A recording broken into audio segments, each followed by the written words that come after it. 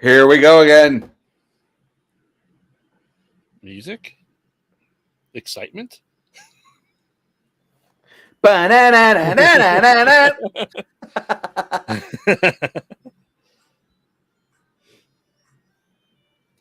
Music is really soft there.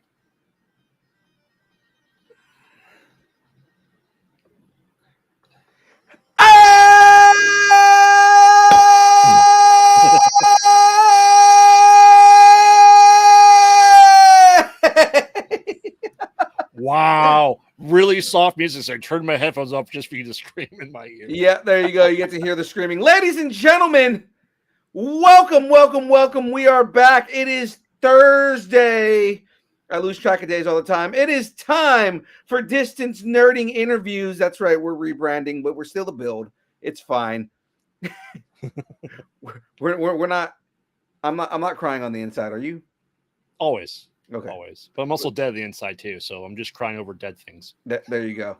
Dead things in the world. Well, ladies and gentlemen, you are now tuned into Distance Nerding. We are here. We've got another fun, interactive interview this week. Before we get to that, of course, let's talk about the people who keep everything running. Let's talk about spoilers. Not spoilers. Let's talk about sponsors. I think you need our sponsor. I kind of do right now. I just got home from work. So, ladies and gentlemen, this show and everything we do here is brought to you by the good folks over at Dubby. Holy crap, that was loud. To you, I can barely hear it. You can barely hear it? Yeah. I take apart your mixer. No, I have been. So we turned a bunch of stuff down because we were told that everything was too loud. So. Is that better? It sounds like your neighbor's having a party. Interesting. Mm-hmm. I sound okay, though? Yeah, you sound fine. You sound fine. Okay. So quiet. So quiet. Interesting. Using your inside voice tonight. I definitely am. Well, ladies and gentlemen, the show is brought to you by Dubby. Dubby is a brand of energy drinks created to help focus concentration reaction time with no jitters or crash. Dubby contains no maltodextrin, no sugars, no fillers, no artificial colors or dyes. Now, you may be wondering to yourself, I haven't said this part in a long time, maybe wondering to yourself, why?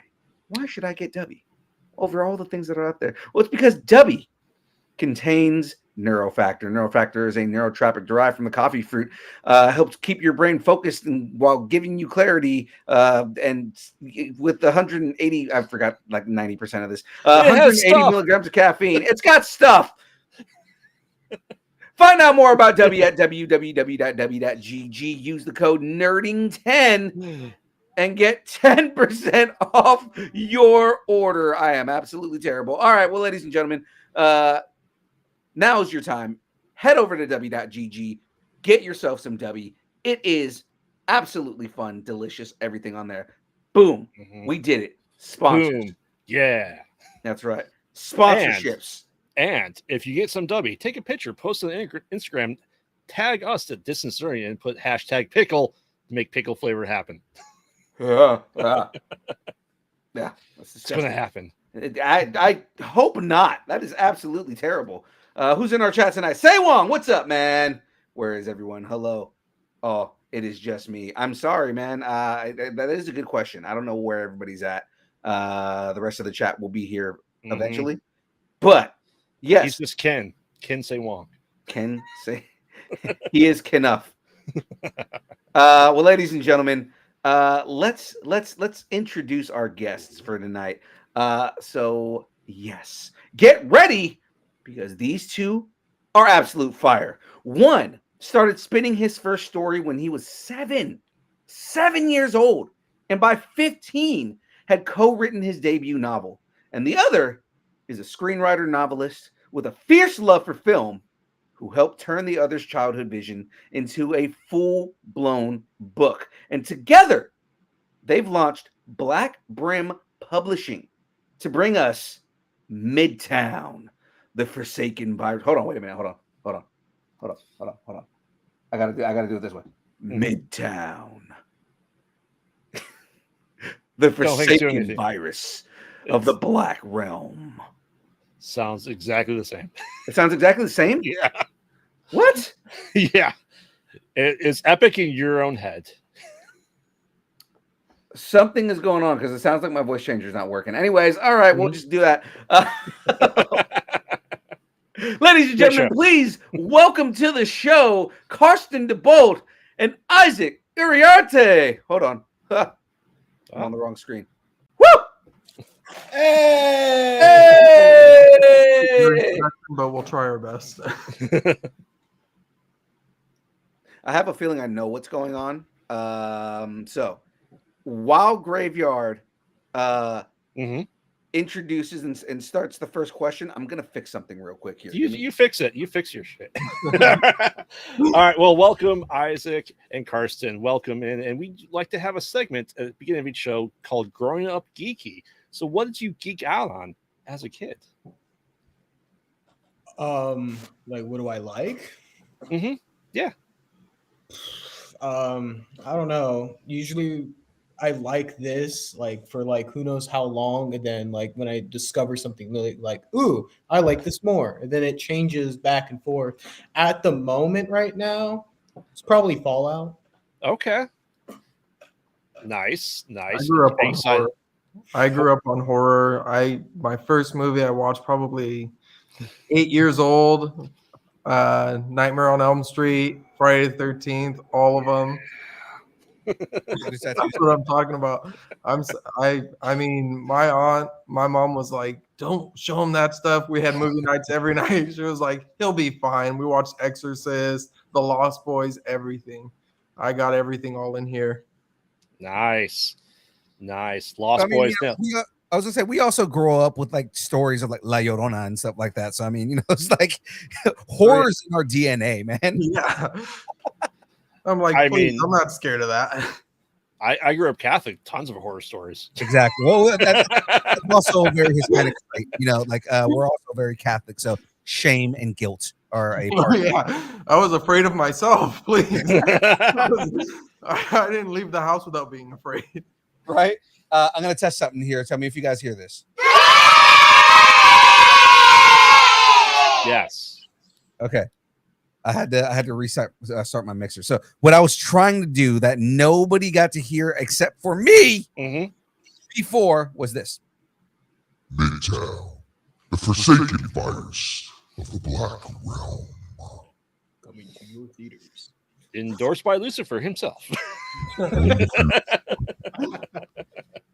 In theaters soon. So horror. What's gotta ask, because you ask this later on in a couple months. I know. What's the best horror movie in your opinion? Then. Oh man, I've watched so many. It's hard because I've watched so many that it kind of like desensitized me, and now I'll watch new ones. I'll be like, this has to be scary, or what's going on? I'm not scared. What is happening to me? So there was one that I watched not that long ago. I watched the Weapons one. That one was pretty good. But for the best that I've seen, I'll probably say Sinister. Sinister was pretty crazy. That one kind of touched me inside. That one, Hereditary, is one that I think that will mess with my brain. Oh, for sure. We all feel like we have a little Piedmon inside of all of us. Oh, yeah. I actually was really surprised at how much I enjoyed Weapons. I mean, maybe not surprised, but I mean, I was not expecting it to be what it was. I was kind of like, okay, what is going to be going on here? And then they introduced the element of what was causing what was happening. No, because I don't want to spoil it for anybody who hasn't seen it. And it was like, oh, I kind of guessed what it was by the time you start kind of seeing like what was going on with the kids. Oh yeah. You see inside the house for the first time. I was like, no, it's got to be this. It's got to be like, but I thought it was the kid that was doing it until they explained it. So I was like, okay. Yeah. You know how I feel about Weapons. Yeah. I predicted it from the trailer. Really? I'm the type, when I go to see movies, I try and stray away from trailers as much as possible, because I feel like trailers nowadays, you already know everything. So I'm like, I'm not going to watch a trailer, because then what's the point of watching the movie? So I try my best, but people will be like, look at this, and I'll be like, you just Yeah. ruined it for me. Thanks. Yeah, like I said, I love Zach's first movie, Barbarian. I'm excited to see what he does with Resident Evil, but Weapons was so predictable, it was boring to me.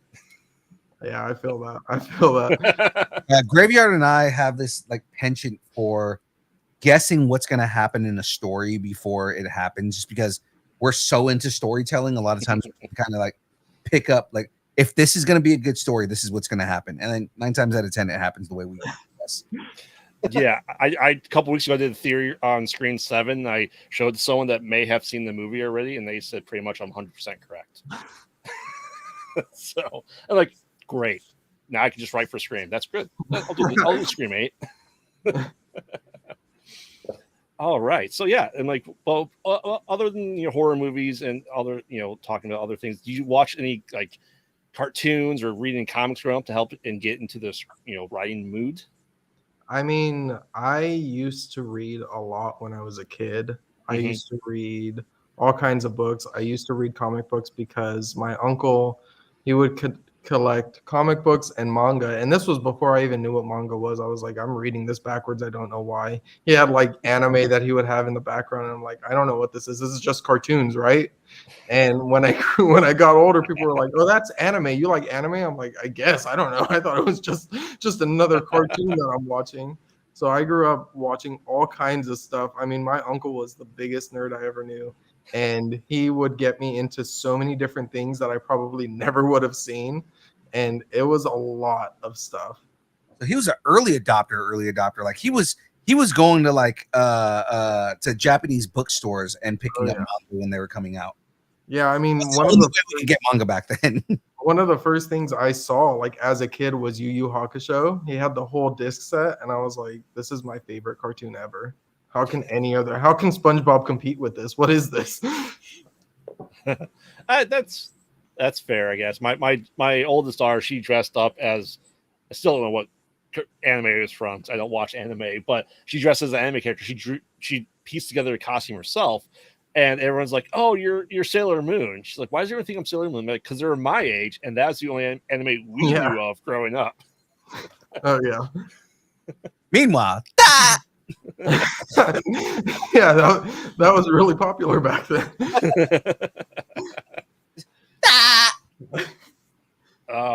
People say that SpongeBob is peak Nick cartoons. I severely disagree. no, Ren and Stimpy. Yes. Oh, Ren and Stimpy.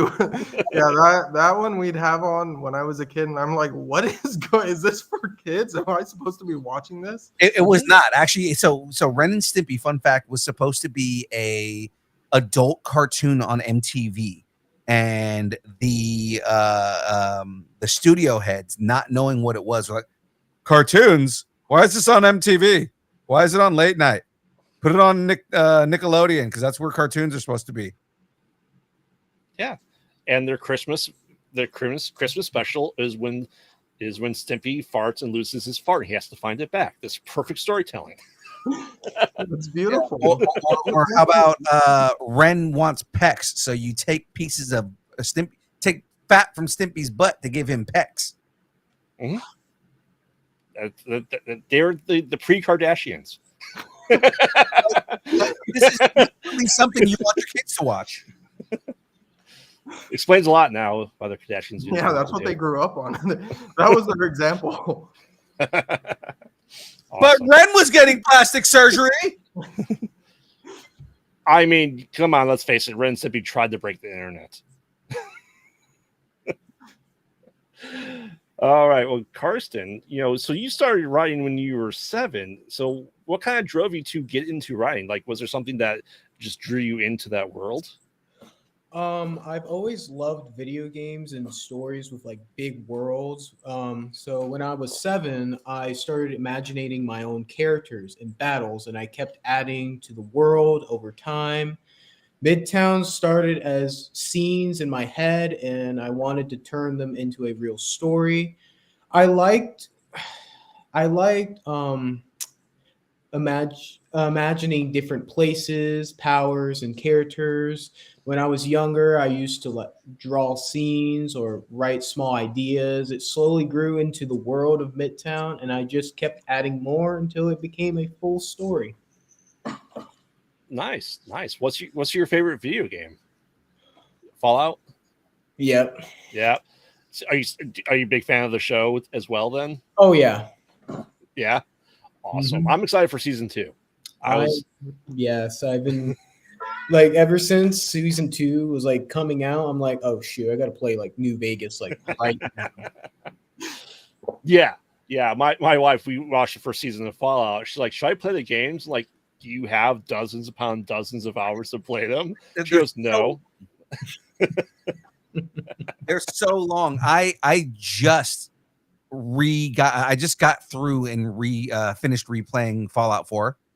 And it's like I've been debating, do I want to play 76?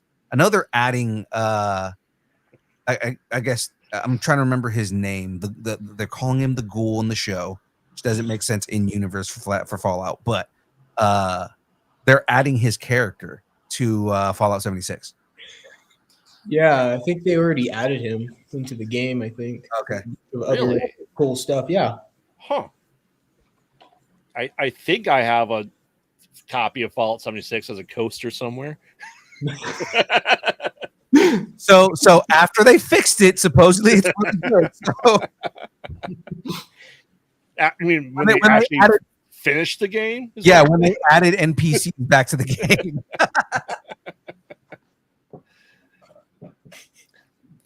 Yeah, I mean, I think that's a great inspiration for writing is video games, because we're starting to finally see video games becoming more acceptable as a writing media work of art too, because people just go, it's a video game. But when you have how many hundreds of hours of storytelling that you have in there, I mean, it's writing.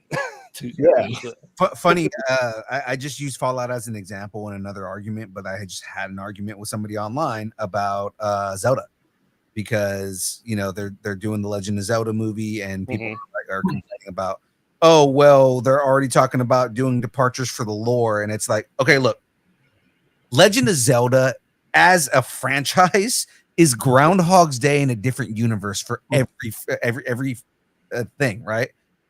So there is no need to follow any lore. Like, I guess people are complaining about Zelda is from what it looks like, Zelda is going to be accompanying Link on the adventure. And it's like, okay, yeah, there have been elements of that in the past. Of course, you've had different versions of Zelda as a ninja, and you have her with the bow of light, and people were complaining about how, well, she has a bow, but it's not the bow of light and all this stuff. Like, dude, it's a new story, and it's like the argument I was making is, if you're gonna do something in universe or in this, I would rather them not try and retell the lore from another game and just tell an original story that lives in the vein of the established lore of Legend of Zelda. I was like, it's the same thing as Fallout, where the Fallout games do not retell what's happening in the game. They tell a new story that lives in that universe. Yeah. But that can go both ways, though. You can have Fallout, which has different Fallout shelters, because that's what every story is about. But if you go too wildly in one direction, then you have people that evolve from mushrooms and dinosaurs. We get Mario Brothers movie from 1993. Oh no! That's what I'm advocating for is something that lives in universe, right? So it's something that is again Groundhog's Day in another universe, right? It's the core elements are still Link fighting Ganondorf to save the universe, but just they're not making Zelda a damsel in distress, which more and more of recent stories, they're straying away from her being a damsel in distress.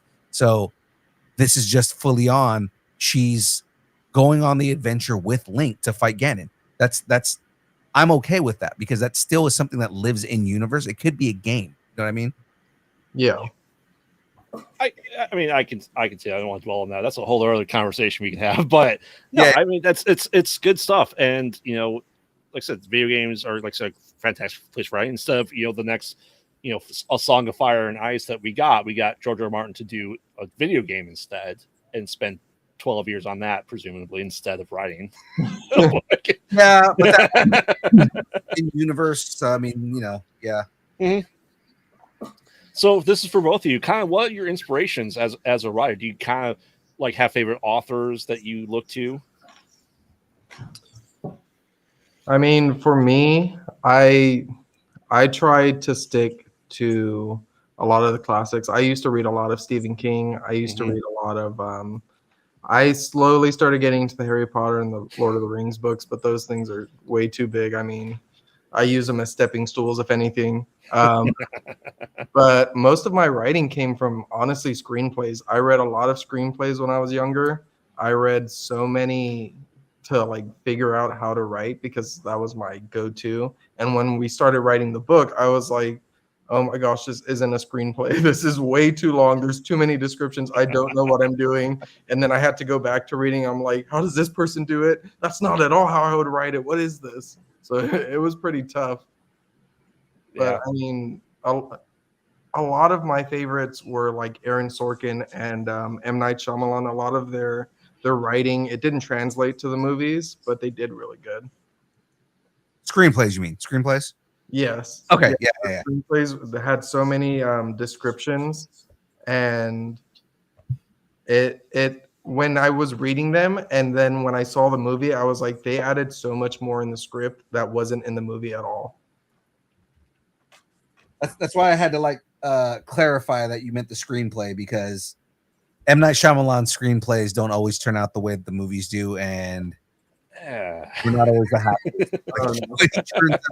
I mean, I read the script to Unbreakable. That was one of the first scripts that I read, and I was like, this is beautiful. And then I watched the movie. I was like, this is still good, but the script was so much better. It's crazy. Yeah, there's that's probably one of the few exceptions to the rule of hey, Shyamalan, what are you doing? Yeah. It's not the happening. No. Oh no. Gosh. What? No.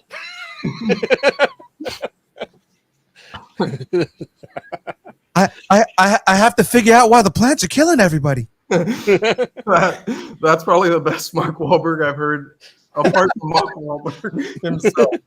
I'm Mark Wahlberg. Say hi to your mother for me. What about you, Karsten? Your inspirations? My biggest inspirations come from gaming. I like to make up my own stories when I'm playing my video games. I've always loved playing video games where I can create my own characters. Those really helped me think about world building and powers. Nice. Okay. I mean, I completely agree. Being able to create your own character and stepping into their shoes, because I kind of like that. The not necessarily I guess the mute protagonist as well, where you're able to fill in everything for them, right? They're just discovering the world with you through their actions. You get to control that. And I think it's a great way to tell a story, because, as you said, we have Legend of Zelda, and how many words has Link ever said that go, What? If he's not doing that in the movie, they failed. If he has, there's only one exception to the rule as far as Link talking, and it's not even a real exception, because the only time he's ever actually talked on screen, he was so unlikable. Hey, well, excuse me. I don't want any of that, right? I would rather Link be the silent protagonist in this film, where he doesn't have to say anything. I think they should just have him silent, then right at the end, just have him say that one line and then roll credits. That'll make the audience go wild. That would be hilarious. If he's just like, the movie just ends with him looking at her and goes, "Excuse me, princess," and it just ends like that. I want there to be a fairy called Navi, and it's just, hey, listen. He goes, what the beat do you want? You are so annoying. Yeah, I mean, yeah, but you're Carson. You're right. Like I said, you like to be able to engross yourself in the character. So do you like games that are like more that have the imagination then left up to you to their backstories? Then Yeah. yeah, that's good though. Like I said, a lot of games like that. It's just that mystery they're able to fill in. Love it. Awesome. So I mean, so for both Carson, you started writing at 7. I was like, when did you start kind of writing and getting into that game? I started writing. I mean, it was in high school. I started because I was watching movies all the time, and my mom was like, "Why don't you try like making a movie?" And I was like, "Oh yeah, for sure." And then I looked into it. I was like, "Yeah, that's not going to happen, but maybe I could write one."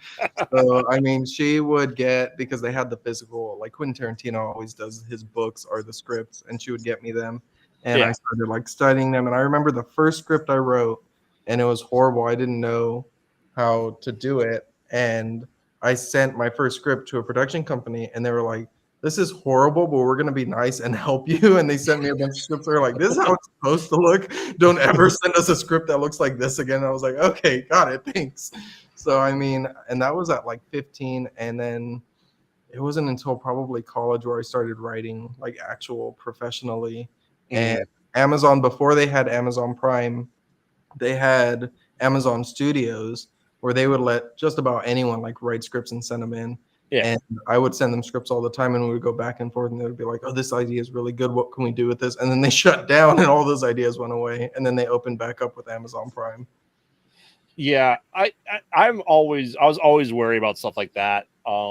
Where there's different things. Like I brewed beer too, and like Sam Adams had this piece where like, hey, if you make a beer and send it in, and we like it, you can win a prize. But then the recipe's ours, and we get to make it whenever we want. Yeah. Uh, They're like, "Thanks. Here's a $10 gift card. Now Right. go with your business." Right, and we've talked to a lot of people in the industry, and a lot of screenwriters have that issue where they send it in and they go, "This is great." They get paid, and they just completely like, "We like that character's name, and everything else is ours now." Yeah. Yeah, I had to be really careful with that. I mean, the film business is probably one of the toughest things. When you're writing, you got to be really careful with your stuff, because if you send it to the wrong person, it's gone. Oh yeah. What's it's called, the poor man's be able to like trademark it is like you just mail it to yourself.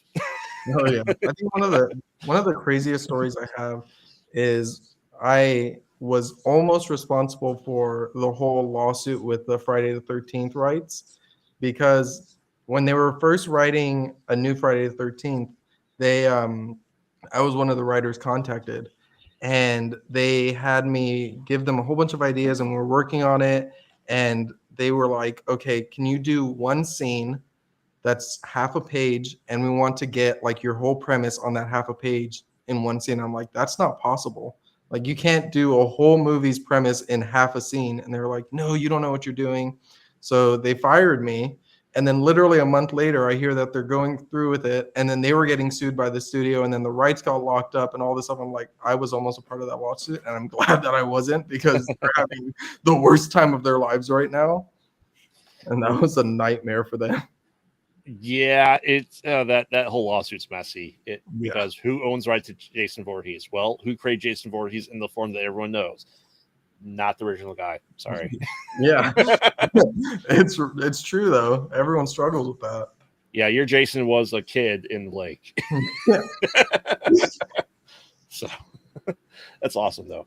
But you also a semifinalist at the Austin Film Festival script competition. What was that like for you? It was interesting. It's interesting. Yeah, we worked on that short film. That one was the which one was it? The Beneath the Realm. That one we wrote for a little while, and when we put it together, we had this like vision. We were like, "This is a really expensive short film. Let's see what people think of it." And it did really well, and all the festivals were like, "Okay, great. Someone produced that, and then just put our names on it, and that's fine." Yeah, I dabble in writing for films too. So I've written a lot of short films over the number of years now. But yeah, it's just it's painstaking to say the least. Oh yeah, short films are a whole different breed. Yeah. I mean, you have to draw that line of, I have to make it in that short film time frame. You're looking 10, 15 minutes, or you consider short films up to the 40, 45-minute mark as well. Yeah. And how do you stay within that balance? Because, I've had experience while doing a 40-hour film festival where we have 5 to 7 minutes. You come up with an idea and we just like, this is great. This should be a full movie. Yeah. And now we're doing it 5 to 7 minutes. We struggled with that with Beneath the Realm. We were like, what are we doing? We can keep going. Why are we stopping here? But we were like, you know what? Let's do it. Let's keep it under that mark. And even just the mark that we were getting to, because we were originally planning like 10 to 15 minutes, and we we're like, no way, we can't do that. That's too short. Yeah, I mean, you can still do that and have it as almost as your proof of concept as well, to do that. Essentially the teaser trailer as well, just to get more people buying into the bigger movie. Oh yeah. Yeah, that's awesome. Now, did Beneath the Realm did that inspire things that happened in Midtown in any way? I wanted to do Beneath the Realm because the competition seemed interesting, and 2, I wanted to test my ideas for the future. Mm-hmm. For like what I wanted to do for Midtown. Okay. So it would tell me like, oh, I know that this will be good if I make a book or a movie out of it. So that's what I usually try to do and see if it's good or not. Mm-hmm. I like that. Like I said, we've talked to in Phil Contest, talked to people that make comics. They go to this jam session. We have, an hour to create a comic, and then you have that as your starting point, and you realize like, oh, I can create this idea that then grows into the next bigger project along the line. Right. Like maybe one day Phil will be Deadpool in the full John Wick versus Deadpool movie. Yeah. Oh my god. We've been talking about writing the script for the second movie too. So I mean, start working on the second movie. The first one was like we've gotten so much good reception from the first one. It's like, yeah, we should probably start working on the second one. Now, without spoiling anything, is there plans for book 2 of Midtown? Book 2. Don't want to say that much about it. I just know it's going to be interesting. Okay. More twists than the first one. So that's all. So do you guys have a plan for how many books in the series you want to do, or is it kind of just more seat of your pants? For me, I honestly want to try to at least make like 5 or 6 books of just about Midtown. Okay. Or possibly more to see if I have more ideas. We had an old corkboard that I was using back when I was with Amazon, and we used to pin so many ideas on there, and we have like this whole map, and we're like, scrap it and let's start over, and then what are the next 3 books? No, we need 6 books. We have so many ideas, it's crazy. Call it the Board of Doom. I like that. That's awesome though. Like I like to see that, and it's interesting to have roadmap. You can tell when people have roadmaps versus not roadmaps. I'm looking at you at episodes 7, 8, and 9 of Star Wars. We're like, so what's supposed to happen here? Maybe the virus will come back from the dead, like the Emperor. Maybe he's just there out of nowhere. That has just been a theme for us this week. Coming back from the dead that nobody wants back. Oh, I blame the Hunt for Ben Solo for that discussion. I wouldn't say I don't want that back though. I kind of want that. Yeah, I'm still looking for my Ben Solo. That's not my Ben Solo. Not my Star Wars. Correct. I'm an old man. I read the legends. Come on. Yeah. Oh, you're talking about Ben Skywalker, not Ben Solo. Well, the real Ben Solo would be Jason Solo, but yes. Right. Now, with the love of video games, have you ever had the inkling in the back of your head when like you're writing these, like this would be a fantastic video game in this genre? I think it's pretty crazy because I mean, me and him, when we first started writing the story, we wrote it as like a short movie, And then because it was just like a couple of the characters, and then we Yeah. were like, this can be so much more. Then we turned it into like a full length script, and we were talking to people, and I was like, this is going to be an expensive movie if anyone wants it. And a lot of the producers were like, yeah, unless you have $10 million to throw into it, this is impossible. So we talked to a bunch of people, and they were like, what about a comic book? What about a book? What about a video game? And we were like, well, we can do a book and add so many characters to build on, and then eventually like branch out to movies and animated stuff and video games if it really works out. So we have a lot of ideas for all that. Yeah, I mean, you'd think it'd be surprising, but it's not surprising how many screenplays have been turned into then instead books or comics, because then you're able to expand it a lot more. You're able to do a lot more depth into it that you can't always fit into that sweet 90-minute movie, right? Yeah, exactly. That was one of the things that we were talking about. It was when we were writing the film, I was like, we don't have that much wiggle room, especially if we want someone to spend that money on this. So we got to calm down with the explosions and the action scenes. And then we were like, we can do a book and have as many explosions as we want. So I mean, I kind of want to stay in the same vein. You guys have built a really rich world with this, right? There's multiple cities. There's all kinds of internal lore. Do you guys plan on telling more stories within the universe that are not attached to Nikki and her adventure? Like, think like the Silmarillion with Lord of the Rings, right? Like, you want to go deeper into the lore that is not attached to the main characters that are in this this book in particular, like just something that would flesh out the world even more. Oh yeah, we have ideas for all the characters. I mean, Karsten's got so many things that he's telling me. We can do a book just on this character. We could probably do a trilogy just on this character, on this city, on this realm. Yeah. No, that's cool. And you know, if say you didn't get the $10 million, would you ever want to think about making this into a comic, then maybe a motion animated comic as well after that?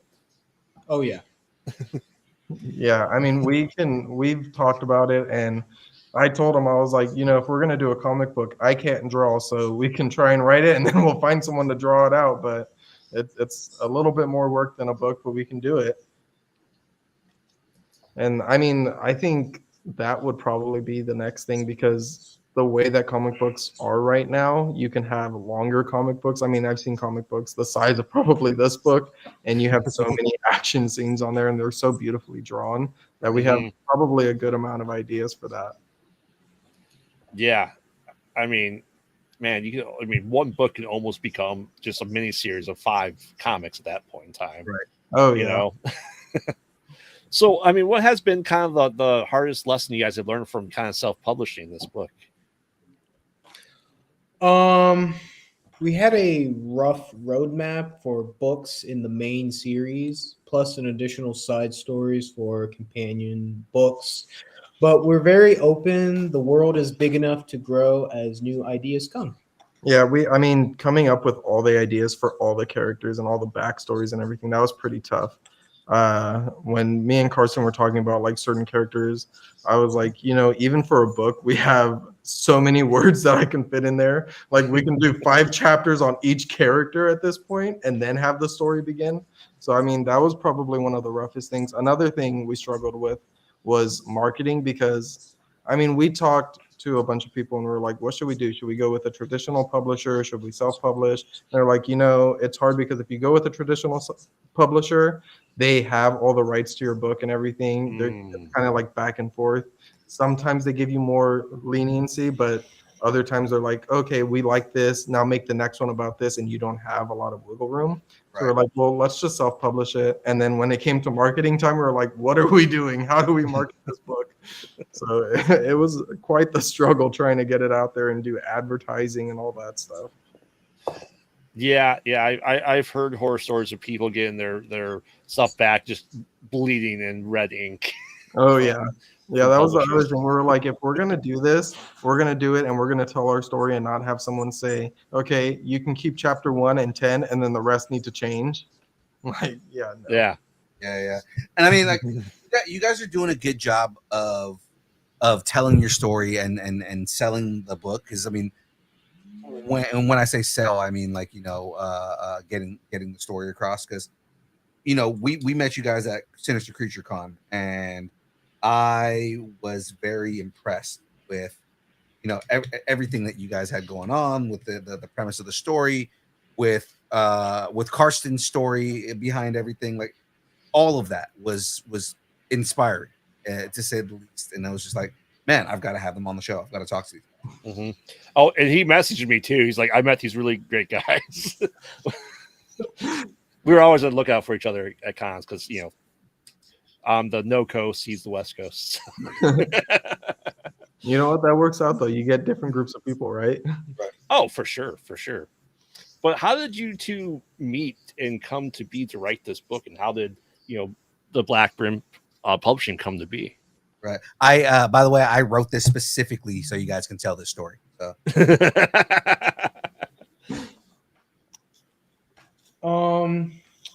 Isaac and I have been working with, has been working with my family for a few years. He works with me as my helper, and when I told him about my story ideas, he told me he was a writer, and offered me to help me to turn it into a book.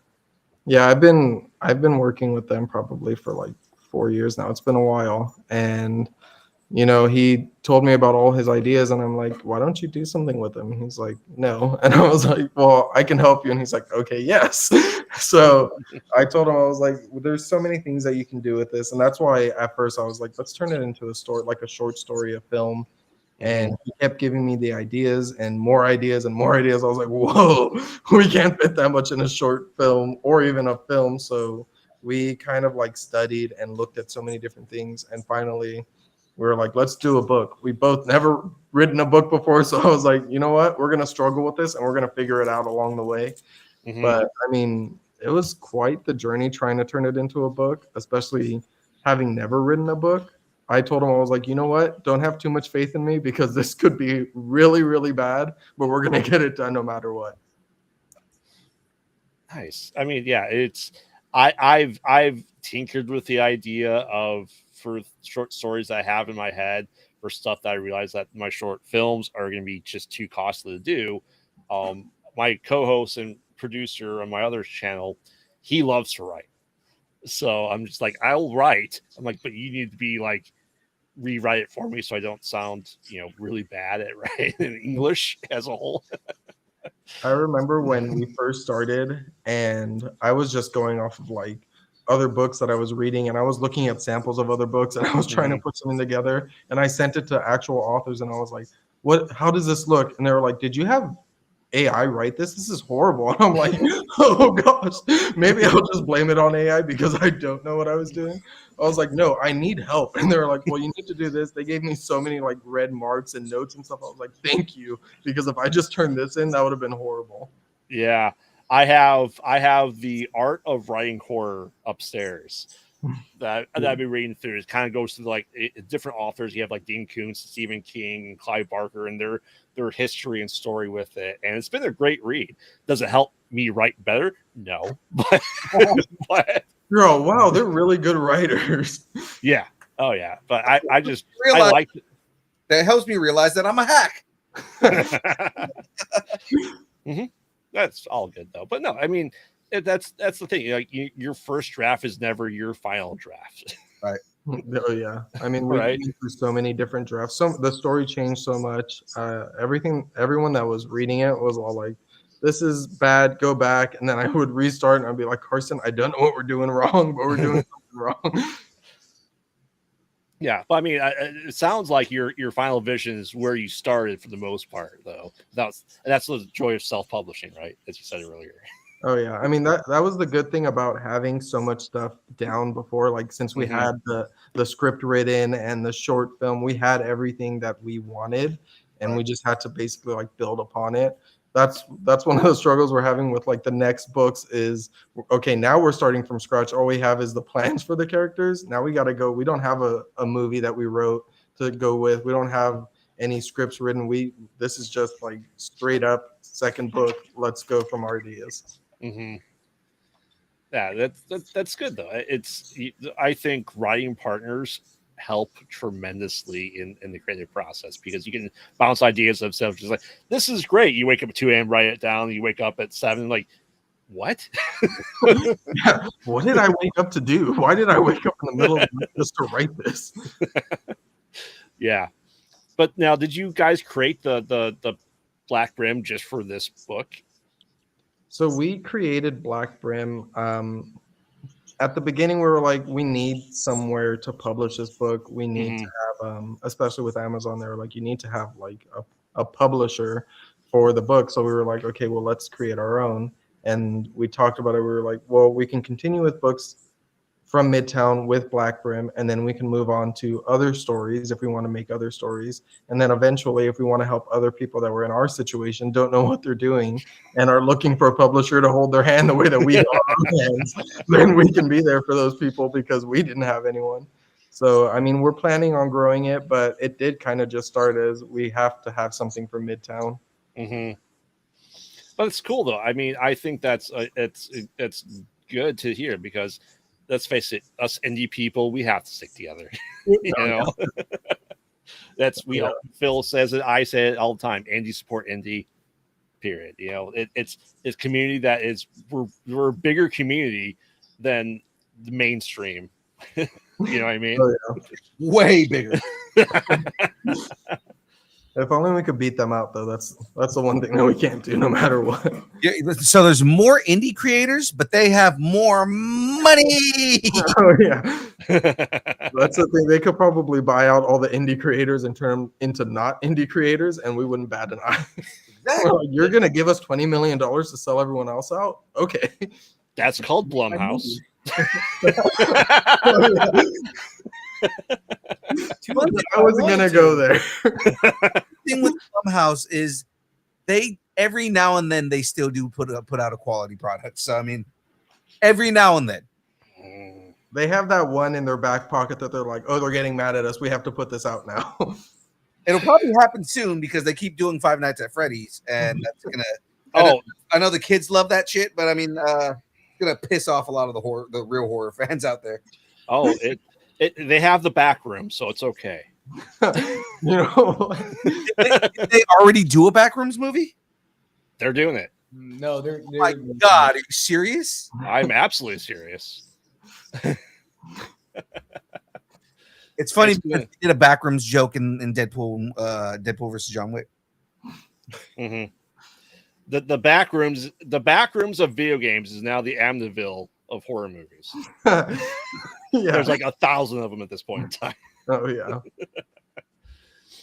That's awesome though. Now you have a lot of talks and themes about faith and technology versus the mystical. Kind of what made you explore these genres and topics? Midtown is a world built on layers. There are like ancient powers, modern technology, and a lot of unknown stuff. We wanted to show how different people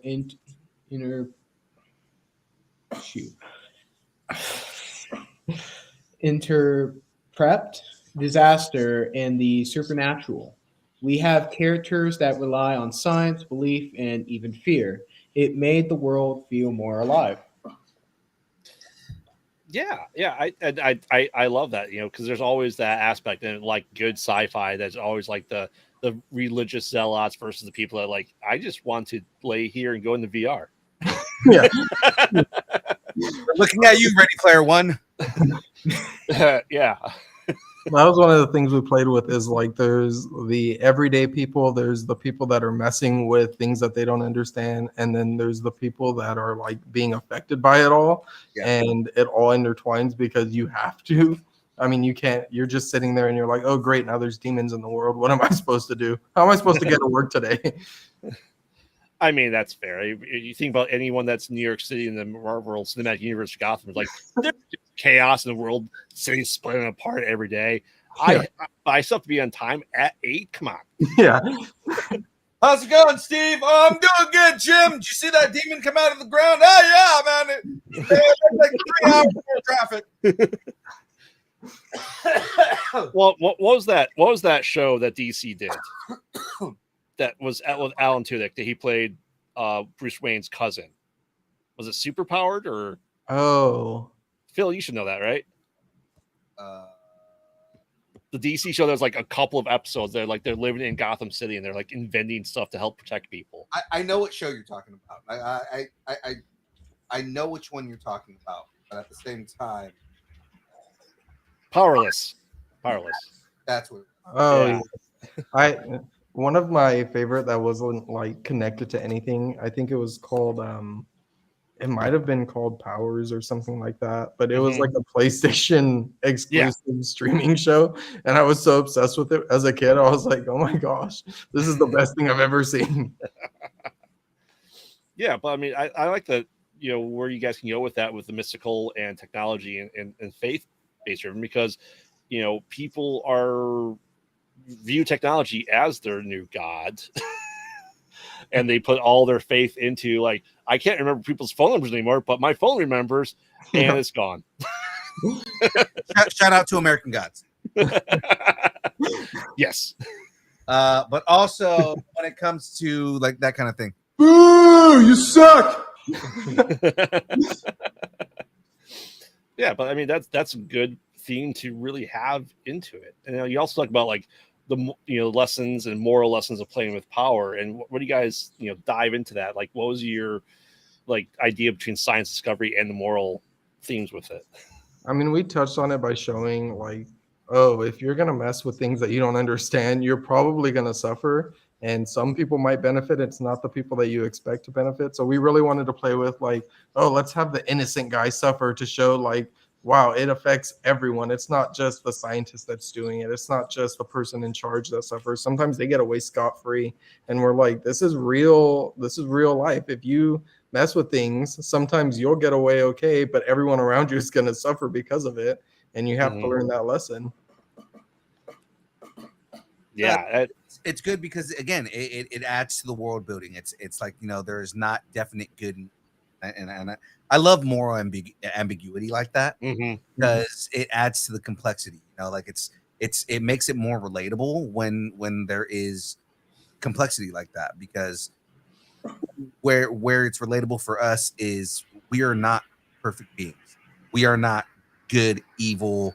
There's a gray that we all live in where you're going to do a bad thing, you're going to do a good thing, but there is no good or evil. And I feel like that level of writing in any kind of story equates to good writing for me, as long as the characters don't go against type once they become that character. But it's like, yeah, man, I love that type of writing. It just it makes it more immersive. It makes me want to read. Yeah. I mean, I'm always chaotic neutral whenever I can be. Because people like, if you were in the Star Wars universe and you had the powers of the Jedi, would you be a Jedi or a Sith? I go, I would do whatever I need to get done. If it's I would be a gray Jedi. Yeah, like that doesn't exist. Like if I was able to do something, I might do it. But if I needed to like jumpstart someone's car, I might use Force Lightning. You're like, hey, if the Sith aren't bothering me, I'm gonna live my life. Thank you very much. Exactly. See, chaotic neutral. It's fun. Now, you also have a kind of a strange relationship between our protagonist and the mother. Was that to kind of create a more complex layer to Nikki then? We wanted real emotion stakes. Nikki's story isn't just about powers, it's about growing up, trauma, and wanting independence. And Laura is a mother trying to protect her daughter while also leading a military unit. That tension creates natural conflict and makes their relationship feel real. There are relationships in the book with other characters that Nikki really struggles with. We saved a lot of reveals and surprises for readers to be shocked. We wanted Nikki to really have her own personal struggles to deal with while also struggling with saving her world. Nikki had to be pushed to become stronger. I like that though. I mean, I think that shows a lot of good character development and growth, and that you're able to do that more so in writing, because even if you had it in the movie, sometimes it doesn't really translate well, as into a film, right? Yeah. And that's why I tend to like Marvel more than DC Comics, is because they are. I'm not saying DC doesn't have good writing, but they are generally super powered and not fathomable. Like, while Spider-Man has to juggle being, a mentor by being a college kid by taking care of his aunt. He has all this more responsibilities. He showed they're superpowered, but they have these strong, deep relationships. Yeah. That was one of the things that we wanted to do with our characters, and even the villains. We wanted to give them, like, they have their own lives, they have their own reasons for doing things. They're not just, I have powers, I'm going to protect the world and that's it, or I'm an evil person, I'm going to do bad because I want to. It was like we have to add something for each character to have their own life going on. I found that interesting, man. I mean, like one of the things that I really noticed in doing my research and kind of reading the excerpts that I was able to read, the virus, and not just the virus, but I'm forgetting his name. The guy who's the mayor of Oh, do you mean Frederick? Frederick. Yeah. So like both Frederick and the virus have like they feel like they have elements of Doctor Doom in them. Right? Because it's like the virus has like this epicness of like, the way that he announced himself, but then the way that Frederick comports himself is very, very like, I have good intentions, but at the same time I am a diabolical tyrant. Oh yeah. With Frederick, we were like, we have to make someone who is, we kind of did like a Kingpin-esque, like almost Lex Luthor. Like, he knows he's got power, he knows that he's strong, he knows that no one will get in his way, but he's doing it not just because he loves it, it's because there are people that the good guys are kind of forgetting. They're kind of like just leaving in the background, and he's like, I'm gonna do what I can to help these people out if no one else is going to. Right. I'm going to do what needs to be done. And if I have to hurt people along the way, then it's going to get done. Right. And that's exactly what Doctor Doom does. Like, Doctor Doom is Don't mess with Latveria. Come on. Yeah. Yeah. He is the benevolent king of his country. He is, everything that he does is for the betterment of Latveria, even if it means being an evil prick to everybody else in the world. Oh, yeah. And I think, there's times where the heroes are like, what are you doing? Like, you realize that you're hurting other people to help yourself. And he's like, yeah, I know I am. And I'm going to keep doing it because it's what needs to get done. Hashtag Thanos was right. And we tried to do the opposite kind of with the virus. Like, the virus is doing things because he has his orders, and we were like, we can't give him as much empathy as we're giving Frederick, so let's have him just be all out just evil. He has his own reasons for himself, and he's going to do whatever he's told to do, no matter who gets hurt in the way, because it's what he needs to do. So Frederick, we wanted to be like, he's trying to help people in an evil way, and the virus, he's trying to help himself in an evil way. Yeah, I mean, because people do love a good villain, right? They don't have many people dressing up as Luke Skywalker. More people dress up as Darth Vader. Oh yeah. And I think that's a protagonist is defined by their villains too. Absolutely. Because especially in good story writing, because you find out for a lot of things that they're not that different between the hero and the villain. They're just like one decision away from becoming each other. Oh yeah. Is Dr. Doom Tony Stark? We don't know, probably, but My house package, Tony Stank. But it's like Wolverine, right? I've made this joke a couple of times, right? But like, Wolverine is one bad day from becoming a villain. He's probably, it's hard. Characters like him, they're going to do what they need to do for the better of people. And it's really, they walk that line of, they're not hurting good people, so we don't see them as villains. But if they hurt the wrong person, they're crossing that line. Right. Oh, let's face it, Xavier crossed that line decades ago. Many, many times. Mostly, he just needs a shot of whiskey, and Wolverine should be fine. Oh man, no, this is awesome stuff. I really the nuances, especially with character growth, because you can't have, we can say that Darth Vader was pure villain for the first two movies, and Luke was pure good. But as they became that closer to that middle ground, they became more interesting. Mhm. I like it when you have to have your characters understand that they can't walk that straight, like, oh, I'm only a hero line. It's impossible. You can't only do good things and expect to get results. Right. These heroes, like when you challenge your heroes to figure out, oh, I have to do something bad for the better of everyone else, that's when you get those like really interesting interactions with them. Right. And that's where they start getting the moments where it's kind of more along the line of do you do like one bad thing in order to save the greater good, or do you try and do all good but risk everything falling apart? Yeah. I think that's why Spider-Man is probably one of the most complex characters, because he's constantly being put through so many things that I've never seen a hero go through, and he always ends up like trying to figure it out. He usually doesn't win. Yeah, that's the worst part. It's like, how many times can this kid lose? But that's also why I like Wade so much, because he doesn't give a shit. Yeah, Peter Parker may win the fight. He loses somewhere else, though. Oh yeah. Well, I mean, the greatest example is Gwen Stacy. Yes.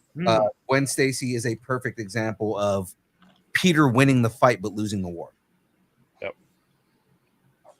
Because in saving Gwen Stacy, he also breaks her spine. It's like, yeah. You have to feel bad for him, because that was also one of the aside from Uncle Ben dying, that's one of the defining moments of Peter Parker. That's what really makes him a hero, is in that moment, and what he learns from that lesson is what changes him as a hero for the rest of his entire career. I think that's probably one of the characters that it's crazy. You can see so many times where you're like, I wouldn't blame you if you would snap right now and became a villain, but the fact that he doesn't is so impressive. Yeah. Well, it's also like his rogues gallery are generally all from him. They're all personal relationships that he has with these people too. So, his greatest nemesis, Green Goblin, is his best friend's dad. Right. Or one of the most iconic villains of his entire run is a rival photographer. Yep. And he's just doing what he can do to make ends meet, and created this pure hatred symbiote that spawned a very underpowered Carnage in the movies. In the movie, yeah, specifically. So OP in the comics, and they made him such a minor character in those movies, man. We need the entire MCU to defeat Carnage. How about just one guy? No. Yeah. He just eats them. What? He just eats. Cool. Eddie, I'm hungry, Eddie. Oh man. Oh god. All right, so we're gonna jump up into some fun questions before we jump into the wrap up here. So I wanted to ask this question because I sent it to you guys, and I want to make sure we got to this one. So before we jump into the wrap up, I'm gonna ask you guys this: if a movie was made based on your life, who would you want to play you, and why? Seth MacFarlane. Nice. Yes. That's the only right answer for anyone. I don't even have to say why. Just Seth MacFarlane. He's like, if you know him, then it works. That's such a hard question to answer. I mean, if I really want it made right, I'd have Danny McBride. That's the only person for my life. Eastbound Down, Danny McBride. Oh yeah, that's the best one. Oh, that's awesome. You're gonna get out of my damn way. Oh man. I would have said Tropic Thunder, Danny McBride. Oh. Big ass titties. I think it'd be a mix between that or Hot Rod Bill Hader. Oh, Hot Rod Bill Hader's so good. Nice. Oh man, those are good picks. Mm-hmm. All right, so I'm going to jump into these wrap-up questions here, guys. I'm going to ask you the hardest question you guys have ever been asked in your life. Are you guys ready for this? We're ready. All right. I love Karsten's like me. What is your favorite kind of taco? Taco. Because it's just taco, just straight. If you can put a taco in front of us right now, it's gone. Whatever tacos in front of you. Yep. Like, my favorite kind of taco is tacos. Honestly, I think for me, I've been super into like al pastor tacos. Like Yes! those are the best. That is the correct answer. You can't beat it. You That is cannot the beat correct that. answer. So I say this for our audience all the time, but guys, if you guys know, Latino communities and whatnot, our litmus test for any restaurant that exists is al pastor. If you go to a Mexican restaurant and you get al pastor and it's good, everything in that restaurant is going to be good. That's literally the first thing I get anywhere to base it off of, because if they don't have it good, I'm like, let's go somewhere else. Why are we even here? Yes. The fun is gone. Also knowing that al pastor comes in different names too sometimes. Adobado, sometimes it's that, sometimes it's, there's a couple of different names. Being Latino, it's great. All right. It's the only time my family comes through for me is the fact that we're Latino and they can make them some good food. I'm like, okay, now I'm going away. Goodbye. It's because we season our food. All right. Whoa. What are you gonna say, Dutchman? We have a song about our type of tacos, white people taco night. What? Taco night. Just some ground beef and cheddar cheese and good. No, I mean, I'll eat that. I don't have a problem with that. I'm just saying. I do complex flavors. Now my family, on the other hand, that's 100%. My sister goes, I made ground beef for tacos. What'd you do? I boiled the meat. Boiled the meat. What season did you use? Water? Like, what do you mean? You didn't even use taco seasoning? No. The little packets, the little preseason packets. Yeah. It's spicy. I am gonna have to teach you about sazon. All right. If she teaches Spanish for her career. So. Oh my God! You teach Spanish and it's too spicy. Hey, it's spicy like your language.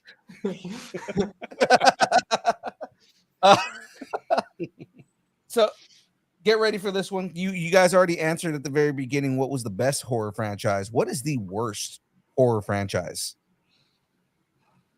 That is really hard. I have probably a hot take I was talking about earlier. I have never found the Conjuring movies scary at all. Neither. I've seen each one in the movie theaters. We make it a point. I tell my friends, I'm like, we have to see the new one just because we've already gone this far. But I've never found them scary. I find them like repetitive. It's a $3 billion franchise for no reason. That's what I'm saying. They're like, we can't watch this one until you see The Nun 2 and Annabelle 4. I'm like, no, what is going on here? Like, why? Graveyard had an entire crew of people where he did like a review of that, and none of them understood where his answer was at. And it's like, you guys are all failing me. Mm-hmm. Hey, we're getting La Llorona too, okay? We're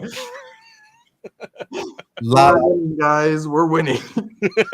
We are winning because we're getting another La Llorona. The horror community has nothing else to ask for. No, clearly not. Ask for another franchise because we're giving you another La Llorona. Well, we say that, and then all of a sudden, M. Night will go, "What's that? You want The Happening too?" No. Oh, God. Okay. Quick pitch idea: Children of the Happening. It's The Happening, but in cornfields. Oh my God. Oh my God. You just have to make sure that there would still have to be some sort of cult, but the cult is a bunch of leaves that are fighting back. No, it's only the people that only wear leaves for their clothing that the plants keep. There we go.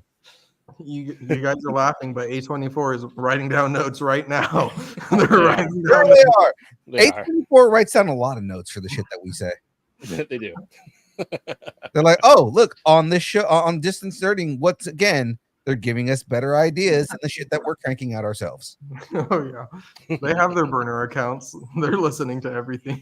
Bunch of, me and Graveyard. Graveyard actually is a screenwriter, so I mean, he's got that. But it's like, I'm not. I'm just a fucking rando. Exactly. All right. What's some advice you might have for somebody who's trying to get into professional writing? I mean, there's two answers. There's the real answer, which is run away, and Don't do it. Run away. turn around and never look back. But if not, I mean, if you're really serious about it, you have to do a good amount of research. Not because you want to take other ideas, but because you want to make sure that you know what you're doing. Because as someone who's been told for every form of writing, you did this wrong, go back and do it again. It's not nice. So you better know what you're doing, because they will shut you down. And sometimes they won't even let you know. They'll just throw it in the trash and you'll be waiting for months. Like, where did they go? Are they ever going to get back to me? So, I mean, you have to like really be familiar with your artwork and the other people that are in your community. And I think the most that were helpful were just random people. I mean, I went on Reddit, on Instagram, everywhere. I was like, you may not be famous, but you have more to tell me than someone that is famous, because they have thousands of people that are like, we like your stuff no matter what.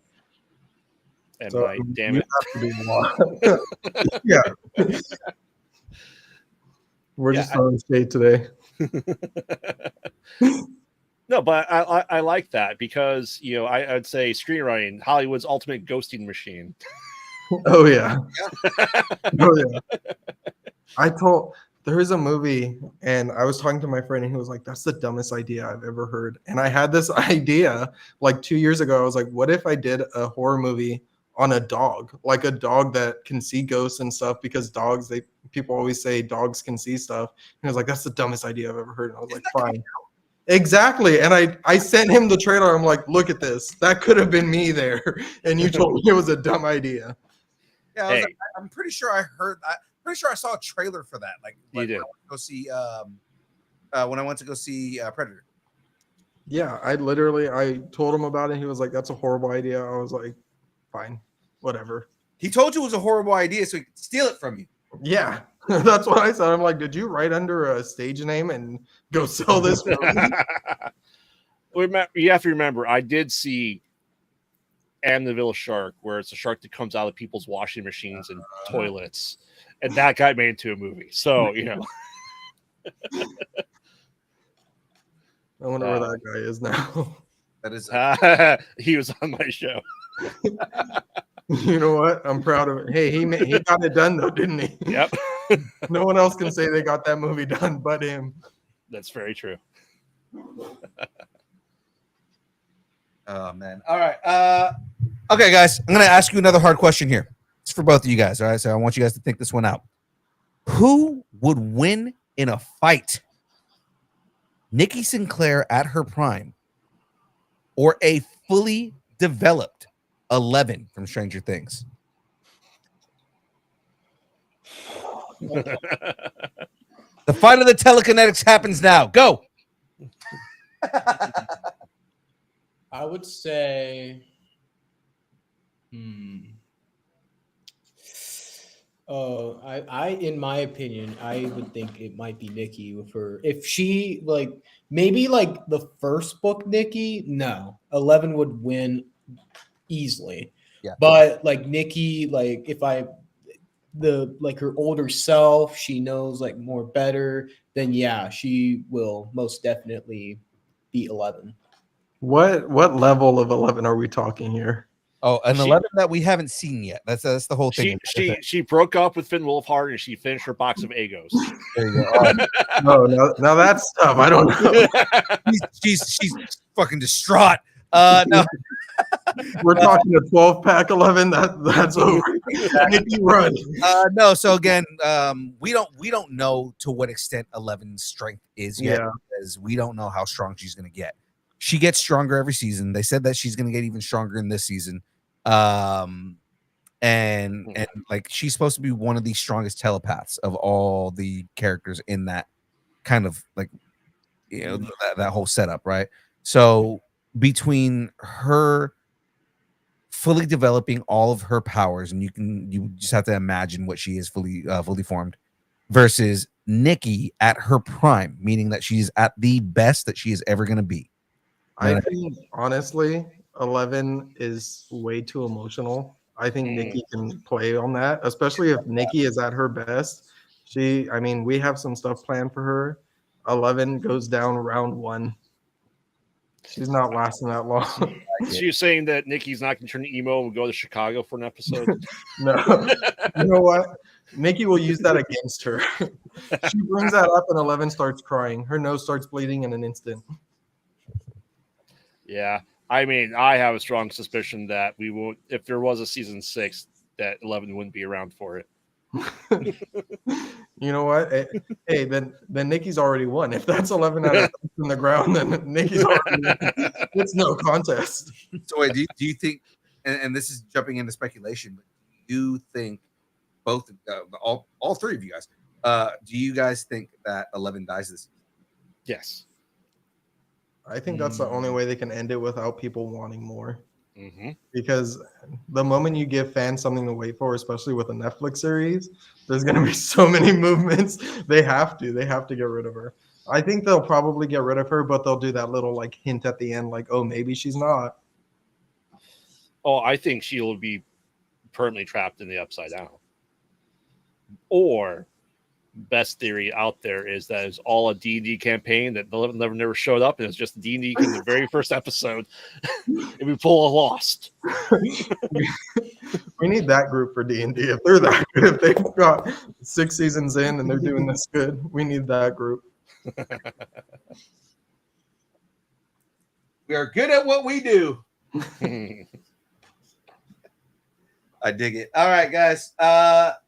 So before we jump into the next segment here, what's next for you guys? You guys have anything on the books right now? Anything that you guys want to promote? Aside from the book, obviously. Also, where can you get the book? The book right now, it's available on Amazon.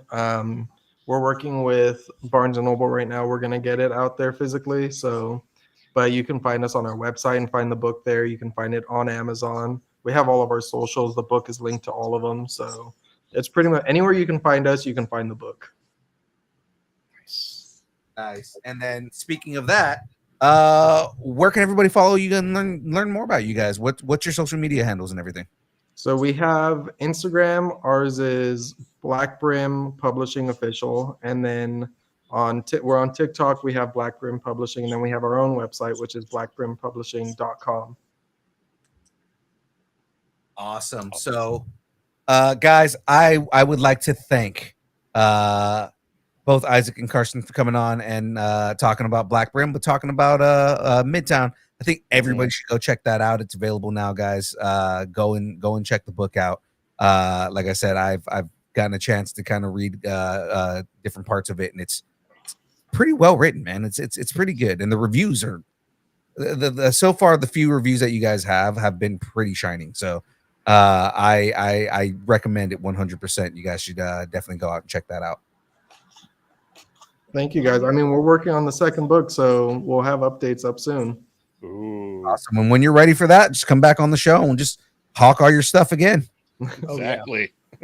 Yeah, we are very much the hawk your stuff show. Perfect. That's good to know. All the inside secrets I'll share with you guys first. Awesome. So yes, we are going to get into the rest of the brackets here. Guys, we've got a best PG-13 horror movie bracket that we need to finish. So let's jump into that. Graveyard, take over, sir. Yes. So to recap from a couple weeks ago, we had The Cave beat out The Last Exorcism, and The Cave beat out Insidious. Drag Me to Hell beat out Happy Death Day. The Ring beat out Drag Me to Hell. When the Stranger Calls beat Split and The Others. The Grudge beat Devil and Fire in the Sky. The Birds beat Killer Clowns from Outer Space and The Haunting. Cloverfield beat out The Final Girls and Critters. Tremors beat out Arachnophobia and 1408. Gremlins beat out A Quiet Place and The Gate. So we are first up here getting into our final four. We have The Cave versus The Ring. I think I'm going with The Ring. Because you haven't seen The Cave? I haven't seen The Cave. Okay. Wong says The Ring. I'm saying The Cave because I think it's better. And it's only one of them.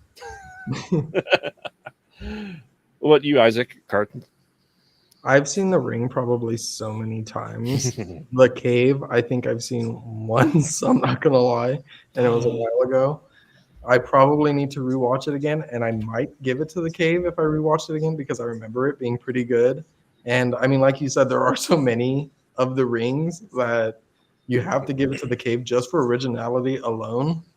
But I don't know, The Ring is pretty fresh on my mind. I remember watching it and seeing that first, like they walk in and they open the closet and just see the person fall out with a big mouth open, and I was so freaked out. I was like, is that happening to me just watching this movie? It did. You just didn't realize it. Yeah. My 7 days aren't up yet.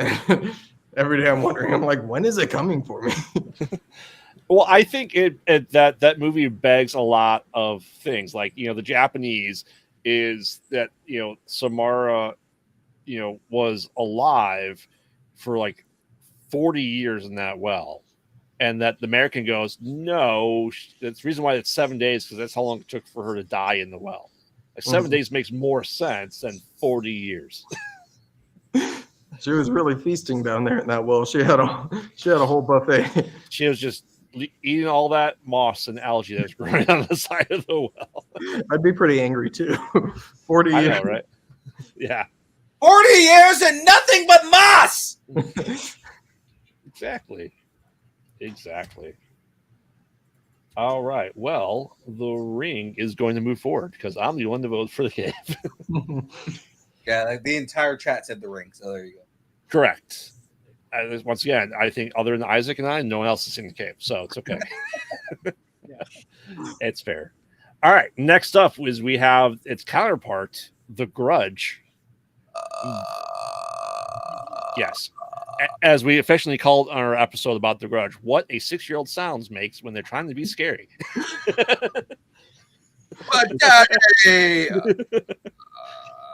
Yeah, breathing in backwards. Yeah, that's fantastic. Terrifying. Versus When a Stranger Calls. Ooh. I'm leaning When a Stranger Calls just because of the amount of classic that movie. I would say, I mean, I remember stories my mom would tell me she saw that movie in theaters with my aunt. And when my aunt was watching me one night, she called her and said, "Have you checked on the children?" And when she got home, my aunt had the couch up against the door, had a knife and me on the couch. So, I mean, just for that alone, you have to give it to When a Stranger Calls. Graveyard, you're not the only one. So my co-host on another show that's behind us, we have our sign-offs, and my buddy says, "Long live the new flesh," and I say, "Have you checked on the children?" If you haven't done that at least once in your life, said that, then you haven't seen enough horror movies. Correct. Which is, it's funny because like in the 80s and early 90s, we had, it's 10 p.m. Do you know where your children are? Yeah. And like, because our parents are like, wait, we have kids? That's why they didn't eat their those dinner. are the other people that are in the house. No wonder there's so much food for dinner tonight. It's what's for dinner. Oh man, chat. So Phil, are you saying When the Stranger Calls then? I think I'm saying When a Stranger Calls. Okay. Is chat going for? Oh, they're going Grudge. Of course they're going Grudge. Assholes. They're going Grudge. You know what I will say though, watching The Grudge when I was a kid, I did not want to shower for a long time. I was like, no, thank you. Just because of the hair scene, I was freaking. I mean, I too thought Sarah Michelle Gellar in the shower. I was like, what if that woman's in my shower? Yes, please. Oh. If it's Sarah Michelle Gellar, yes. Yeah, it's we did entire Grudge, and we actually did the Japanese ones and the ones that actually were the precursors to the Grudges, and those movies are not good. I don't care what it says; they're not good. I mean, Say Wong specifically saying because of Kuriyama. I'm fully aware, but that was the curse. That's Ju-on the Curse versus Ju-on the Grudge. Yeah. Essentially, Ju-on the Curse, 1 was the movie that's 40 minutes, 2 was 35 minutes of the first movie and 5 more minutes of extra stuff. Oh, that's number right. 2. Yeah. So bad. It really was. It was rough you have to read all that terror for many, many months. All right. Well, luckily, When a Stranger Calls is moving on. Yeah. All right. Next up, we have Birds Sorry, wrong button.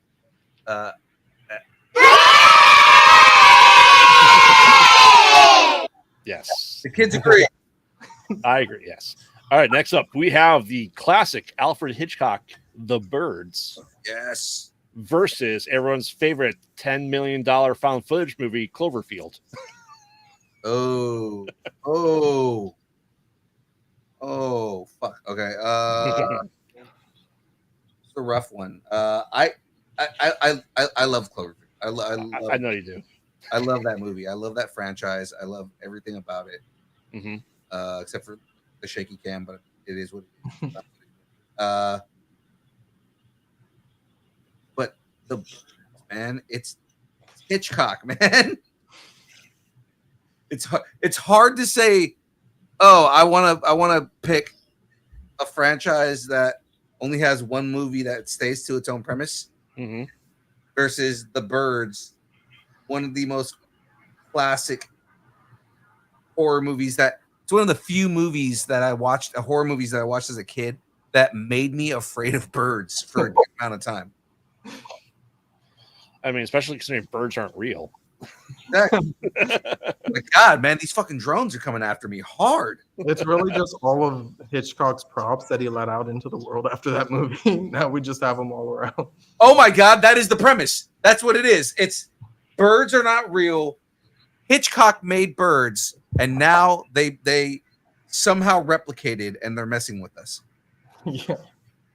I actually just rewatched that movie. We did an early Thanksgiving at my grandmother's, and she was like, let's watch The Birds while we're eating bird.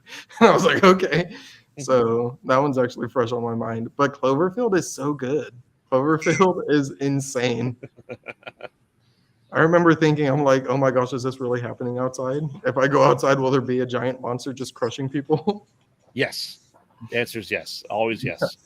I mean, I think how many monsters exist in Japan? Japan's not that big of a country to have like 50 monsters always attacking it. They're just in line. They're underwater. They're like, okay, you're up, go. You're up, go. Mm-hmm. Godzilla killed him. Go for the next one. Exactly. I mean, let's face it. Maybe just Japan is sick of winning at SimCity, so they just do the kaiju code. So what's your vote then, Isaac? I would probably have to go with Cloverfield just because of how much of an impact it had, like when I watched it versus The Bird. I mean, The Birds is really good. I'm not saying that it's not, but Cloverfield just barely has that edge over, just for me. It's fair. Yeah, it's. I'm excited if we ever get an actual Cloverfield 2. Let's hope JJ can't ruin his own franchise. I mean, I guess he did it with Star Trek. Does anyone remember the third one? No. No. Let you bring it up. No. I remember parts of it. Idris Elba was in it. Correct. What did he do? I didn't even know he was in the movie. He was the main I villain. forgot about that. And what did he do? I don't remember anymore. I don't remember anymore. Exactly. He punched things like glass a lot. That's what he did. I mean, All right. they put a lot of makeup on him. Initially, yes. And then he got prettier over the film. Because All he's right. Elba and he's a very pretty man. All right. Well, the birds is moving on. That's cool. All right. This one might be a really difficult one here.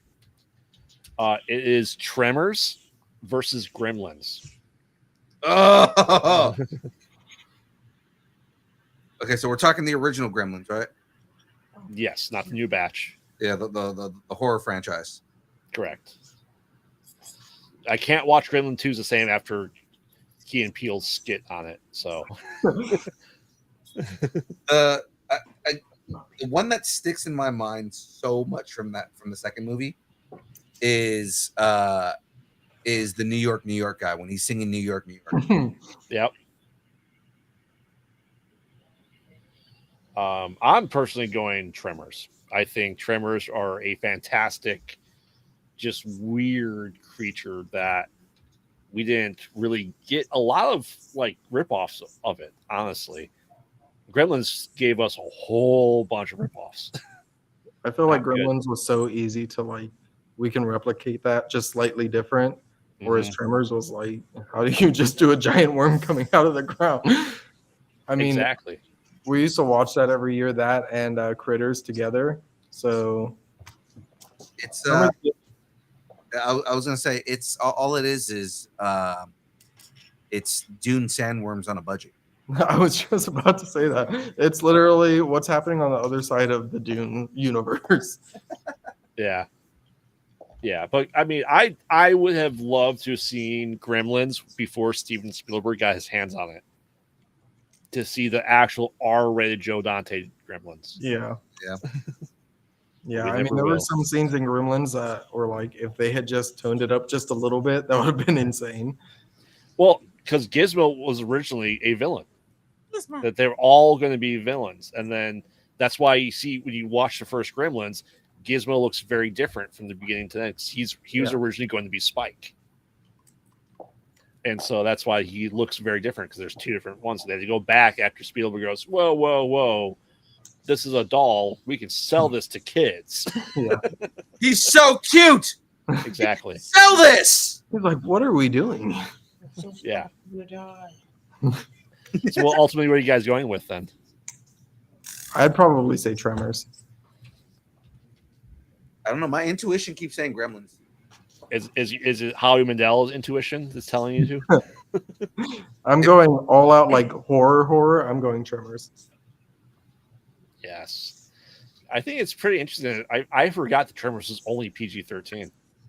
I know that the fact that you brought it up right now in this conversation, I was like, I didn't know it was only PG-13. Yeah. Early Kevin Bacon. Earlier, Kevin, not early. early Kevin Bacon was like 10 years before that. Earlier. Earlier, yeah. So you're going Gremlins then, Phil? It's okay. I don't know. I like them both. I like both of those movies. That's why it's like hard. Mm-hmm. I mean, Gremlins is great, but how can you hate a creature called a graboid? Exactly. I mean, Zombies Ate My Neighbors didn't have a Gremlins themed level, but they had Attack the Graboids. Attack of the graboid. Mm-hmm.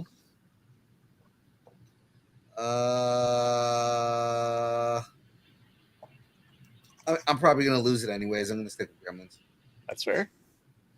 That's fair. Yeah. You definitely lost that. Tremors is moving forward, and that's okay though. Dun dun dun dun dun dun dun dun dun. And remember, Tremors did give us ass blasters at some point. So That's right. Ass blasters came from fucking Tremors. Exactly. All right, we are at our final four. We actually should finish this tonight. Ooh, yay. First up is When a Stranger Calls versus The Ring. 2 movies about scary phone calls. Calls from inside the house. I feel like you have to give it to When a Stranger Calls just because it can happen to anyone. And if you're in that situation, that's real horror. So that's pretty crazy. I actually am leaning When a Stranger Calls. Of course, Seiwon's going The Ring. Because it's Japanese. Of course. Oh no, I'm talking the American one. It's not Japanese. Yeah, but it's based on something Japanese. That is true. That is true. Yeah, I'm definitely doing When a Stranger Calls. The Ring was good when I saw it 23 years ago. Back then, I was younger and more naive about my horror movies. That was So, holy crap. what is your ship giving you a problem there, Phil? No, I'm saying that was 23 years ago. Holy crap. Yeah, we're old. I know. Why do you have to remind me? All right. Well, When a Stranger Calls is moving forward to the final round to see who it's going up against. We have The Birds versus Tremors.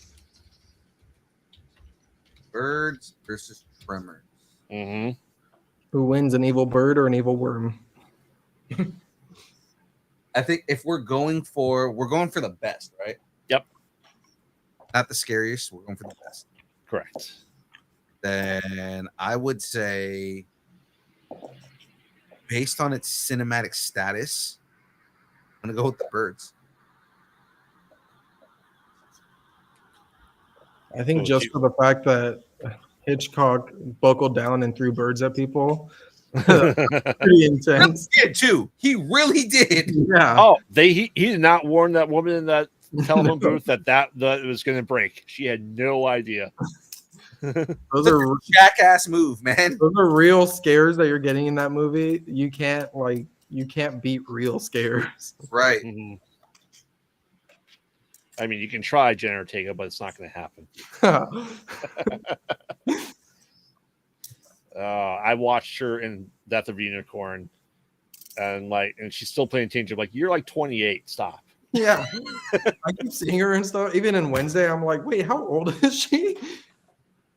She's no longer a child. No. No. She's not a child. She just plays one on TV. Her and That's- Tom Holland will be in high school together forever. Oh yes, 100%. Tom Holland is never leaving high school. It's crazy seeing him in adult roles. I'm like, I don't believe this. Go back to middle school. It's not believable. Yeah, but I grew up where, you talk about like the original Blob. Steve McQueen was like 35 playing a teenager, and he looked 35. You're like, oh, that's the teacher. Oh no, that's the student. It is fully. Well, hello, fellow kids.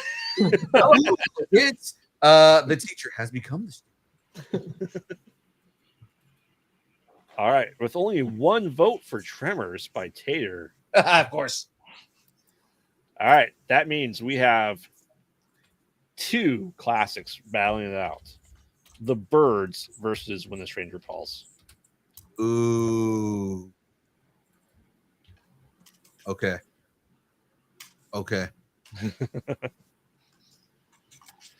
I'm not sure those 2 movies have ever been put together against each other. Really. I don't, and they're very different from each other Yes.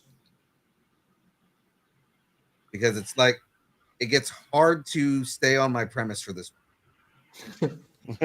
Like, oh, The Birds is a cinematic masterpiece. Okay. I put it up against When a Stranger Calls. Classic for horror. When a Stranger Calls is so good though. They It know. is so good. That's what I'm saying. It is a classic movie when it comes to horror, Yes.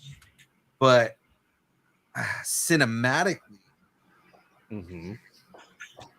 The Birds is a better movie. Is it a better? is the best horror movie. PG-13 horror, though. And that's kind of where we get into it. Is okay. Which one is a better horror movie? And The Birds is a horror movie through and through. Oh, for sure. Yeah. For sure. I feel like The Birds did give a lot of inspiration for horror movies to be like, we can just slam a bird into a window or a wall, and that'll be very scary to people. Yeah. And until you get to Birdemic, yes. CGI bird bullshit. So It was whoa. They didn't have money for CGI. It was Microsoft Paint birds. that's what it was.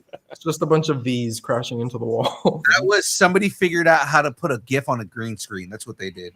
Yep. Hands down. Hands down. They made 3 of them. They made 3 movies where all they did was just put GIFs on a green screen. Mm-hmm. Or GIF if you say it wrong. Yeah, I mean, I love both of these movies an awful lot, but I think as far as horror goes, When a Stranger Calls is more likely to happen. That's what I'm leaning towards, and I hate that I'm leaning that way, but that's kind of where I'm leaning towards. Is like, I think When a Stranger Calls, if we're gonna go for, if these are our choices for best horror PG-13 horror movie, Mm-hmm. premise of it being a horror movie, you know, like, and I mean, it's campier and cheesier by comparison, but we're talking a movie that would be considered a cinematic masterpiece versus a movie that is just considered great horror. Yeah. I mean, if you're thinking about it too, though, when you watch one of these movies in your home at night and then it ends, are you afraid? And if one of those movies makes you really afraid for what might happen, it has to be up there. I think When a Stranger Calls it's got to take it. Speak for yourself, man. I was just talking about how I was fucking afraid of birds for my entire childhood because of that movie. Yeah, but put yourself in the shoes of a parent. True. You know, I mean, I'm making the case against, but I'm voting for When a Stranger Calls. So You're like, no, guys, you guys are wrong, but this is my vote. I mean, I almost have to do a found footage parody of When a Stranger Calls. It's when your car's extended warranty has expired. How did you get this number? Where's my car? I mean, if that hasn't been done, it should be done. I'm just saying. How did you get this number? Has anybody called to tell you about your extended warranty?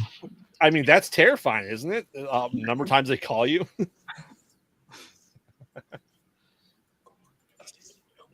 And of course, the last scene is them driving away from and they get into a car accident, and their warranty was not covered.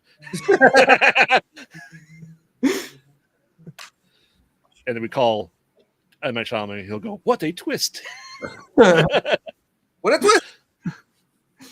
All right. Well, unanimously, according to us, the sole people of Voice of Reason on the internet, When a Stranger Calls is the best PG-13 horror movie. Right. And we are the only authority on the internet. So, ladies and gentlemen, if it's on Distance Nerding, it's got to be true. Mm-hmm. All right. Well, that gets us through that. We started before Halloween. We finally finished the Halloween bracket. Just in time. Just in time for Thanksgiving. Yes. Don't we have a Thanksgiving bracket? No. I was gonna say, I mean, it doesn't matter. We're not doing a show, but I mean, still. No. All right. Well, what brackets do we have left to do? We have. Do we tell the audience where we're going with everything? Yes, we have to answer some of these hard-pressed questions. For last bracket here is the worst trilogies of all time. So we made I thought we finished that. Did we? What one? Okay, you're right. So, because our chat, remember last time we did this chat we were tied for everything. Oh, that's right. Okay, that's what I remember. Yeah. So first up, for the worst trilogies, we did the best versions. Now we're doing the worst versions. We have Dumb and Dumber, the trilogy, versus the Cars trilogy. Which one's worse? Dumb and Dumber, 100%. Cars had its problems. I almost forgot that Dumb and Dumber was a trilogy until you brought it up. That sparked an anger in me that almost made it win. I was like, Dumb and Dumber's not a trilogy, and then it hit me, and I was like, oh god, that's gotta win. Like, oh, it's because you're forgetting When Harry Met Lloyd. Yeah. Yep. What would have happened if they didn't meet? We wouldn't have this conversation. Cars would be number one. I agree. Like I mean, Cars plays with my kids in my house all the time. Dumb and Dumber does not play. Other than the first one, there's only one that plays in my house. That's the only one that matters.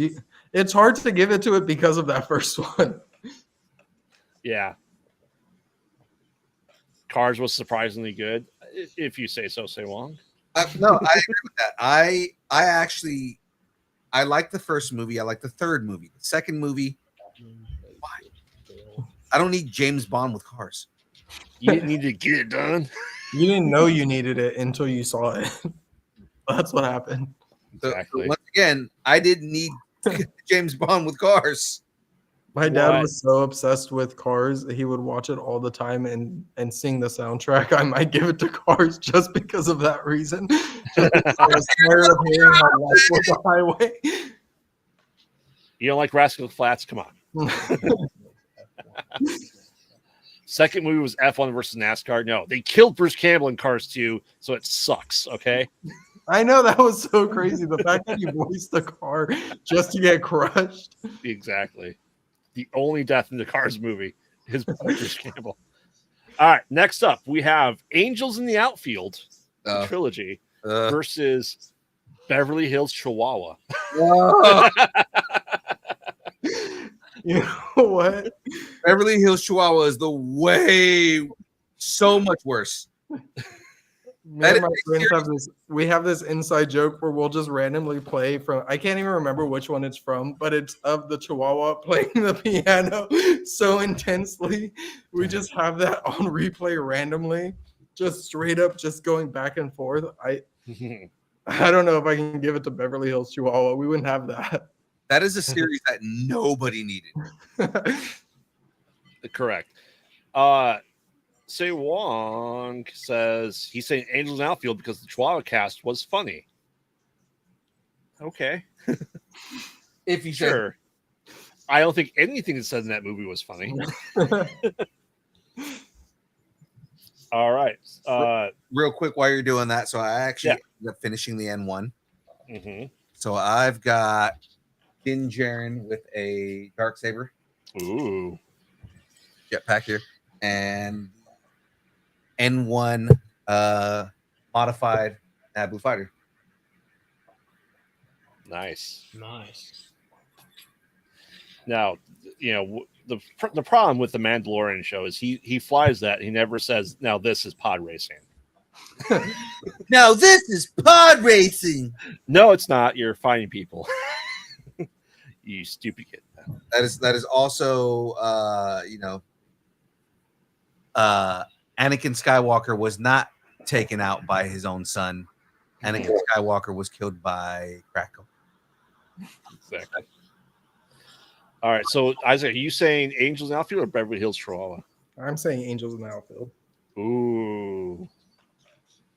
Uh-oh. We are tied. No, I'm saying Beverly Hills Chihuahua. Beverly Hills Chihuahua is terrible. It is. Well, just for the sake of moving the bracket forward, we're just go with Beverly Hills Chihuahua because I'm in charge of it. Look, I'm in charge of this. All right. Probably the last one for tonight is Black Christmas. There's three of them. Versus Back to the Future.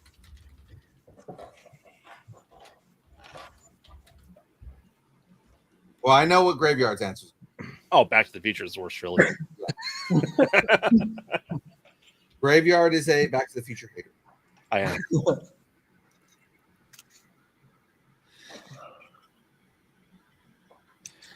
Black Christmas is a trilogy. That's insane. There's 3 of them. There's the original, then we had the 2008, and then we had the one a couple years ago. Hmm. The third one was awful. It's pretty much the third one goes, men are bad, kill them all. That was the plot of the movie. Good plot. Not. Oh, I'm sorry. Is your incest movie better for plot? Oh, right before you said that, I was like, okay, can I do something for Back to the Future? I'm gonna stay quiet now. It's great because as soon as you think that you have some kind of argument for Back to the Future, he comes at you with, "Oh, incest." So Back to the Future moves on, right? Yes, the movie about a mom that wants to bang her son. Karsten needs to consult his Pit Boy for this. Ooh, nice. That's a Pit Boy. That's dope. You can say Black Christmas is the worst trilogy. That's fine. We'll say it's moving. I'm the one that's voting for Back to the Future. I know that anyway. Yeah, Black Christmas is definitely the worst of the 2 trilogies.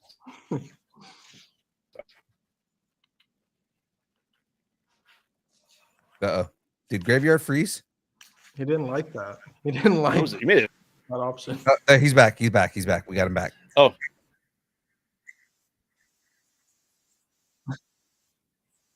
Move back Black Christmas over being worse than Back to the Future. It's exactly So- what it said.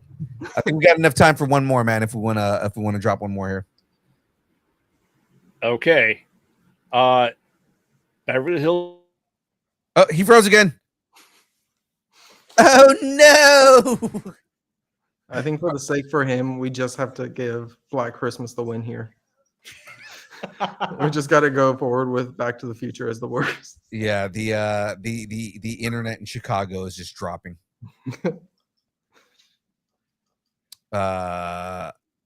Thanks, Trump. It's like, the old thanks, Obama. Yeah. Yeah, thanks, Trump. Thanks, Trumpito. Oh wait, it sounds like Am I back? he's back. He's back. There he is. He's back. Oh wait, he disappeared again. God damn it! Say something, Graveyard. Something Graveyard. Okay, perfect. You're back. All right. Well, computer. My computer's like, no, this can't happen. So it's time too. So let's do our pluggables. All right. Well, yeah, let's do that then. We were gonna do one more, but the internet decided no. I guess the internet in protest was saying Black Christmas should have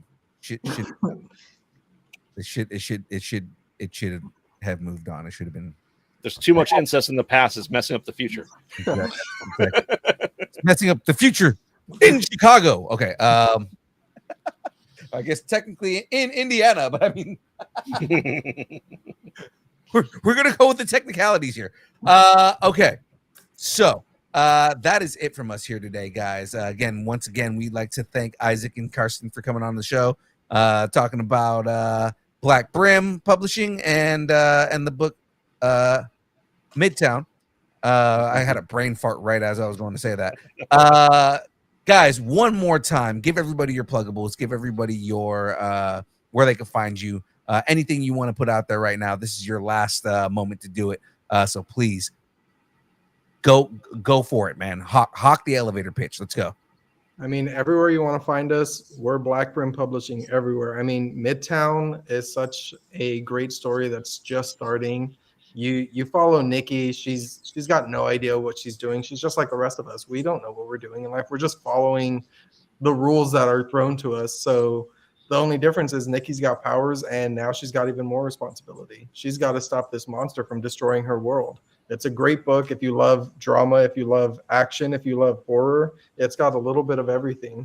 Karsten really built up a crazy world here, and we have even more to come. We've got a second book on the way. We've got short stories that we're planning. There's a lot. Stay on our socials, and we'll update you with everything. Boom. Perfect. I'll personally find you. I will find you and I will end you. Karsten with the cowboy hat looks like he's gonna find you and end you. Oh yeah. He's Oh. making phone calls. Have you checked your children? I said this when I met him. Like, how are you 17 and have a better beard than half of all of us? Men? I don't know. You've got a better beard than half the people I know. I can't grow facial hair. Meanwhile, this guy's got a full beard at 17. It's amazing. All right, Graveyard. Tell My everybody. superpower is my beard. Come on. Exactly. It is. Yes, I am a Graveyard, co-host of the Mostly Pod Out Night Mostly podcast. Pod. Night, mostly. Let's try that again.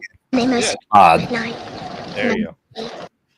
New episode just dropped about an hour ago, and it's Losing My Religion. We're talking to all that religious movies can, in fact, be good and not have superpowers about nuns and La Llorona and all this wackiness that ensues with the Warrens being horrible, horrible people. So check it out and follow us on all social media, Pod Out Night. And if you're in the Chicagoland area, starting tomorrow, I'm going to be having a table at Days of the Dead in Chicago all weekend. Make sure to come say hi to us. We'll love to have it. And we're probably going to be doing live interviews as well at that point in time. And we are doing more with our YouTube channel. We are doing Killer Theories, a new show that we are testing out. It's doing pretty well. I'm enjoying it, and more stuff coming out. Awesome. All the fun stuff. Ladies and gentlemen, you know who I am, your boy Young Phil, Distance Nerding Podcast. Have something you want to discuss, tell us what you're nerding out on, and connect with us on all the social media places, Instagram, Facebook, Twitter. I'm not calling it X. Never gonna call it X. It's gonna be Twitter for the until the heat death of the end of the world.